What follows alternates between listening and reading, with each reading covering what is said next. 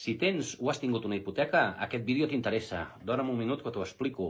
El Tribunal de Justícia de la Unió Europea acaba de fer una sentència que obre la porta a reclamar totes aquelles hipoteques referenciades a l'IRPH, a l'índex de referència dels préstecs hipotecaris, ja siguin l'índex de caixes o de bancs.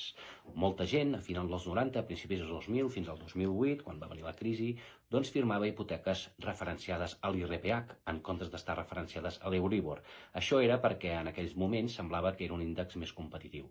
A la pràctica s'ha demostrat que totes aquestes hipoteques referenciades a l'IRPH han sigut molt més altes que les de l'Euribor i les quotes que s'han pagat són molt més altes.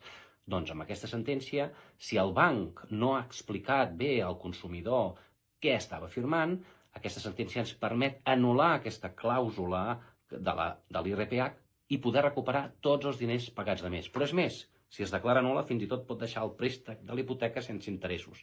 Per tant, seria molts i molts i molts diners. Llavors, val la pena que miris la teva hipoteca, vas a les quotes variables, l'interès variable, el càlcul de la quota hipotecària i has de buscar la frase índex de referència del préstec hipotecari, caixes o bancs. Si hi ha això, segurament la teva hipoteca està afectada per l'IRPH i es pot reclamar. Si tens dubtes, WhatsApp, al telèfon de l'avió, i t'ajudem, gratis. Salut!